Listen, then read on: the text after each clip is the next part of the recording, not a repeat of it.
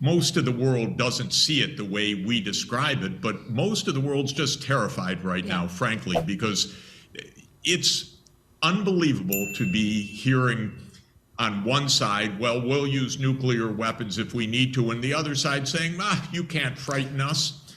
Europe is in a very, very sharp economic downturn.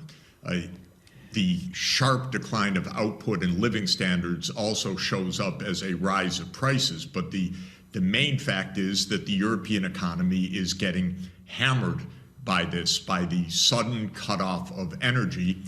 And now, to make it definitive, the destruction of the Nord Stream pipeline, which I would bet was a U.S. action, perhaps U.S. and Poland. This is Jeff, speculation. we got to stop there. That's quite a statement as well. Why do you feel that was a U.S. action? What evidence do you have of that? Well, first of all, there's direct radar evidence that U.S. helicopters, military helicopters that are normally based in Gdansk, were circling over this area.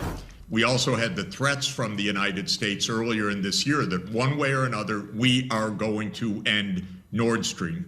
We also have a remarkable statement by Secretary Blinken last Friday in a press conference. He says, this is also a tremendous opportunity.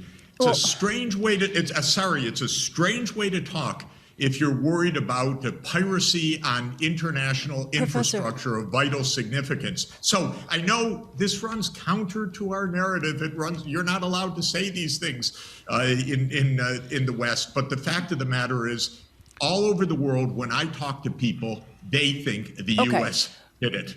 Just to tell you, and by the way, even reporters on our papers that are involved tell me privately, yeah, well, of course, but it doesn't show up in our media. Professor,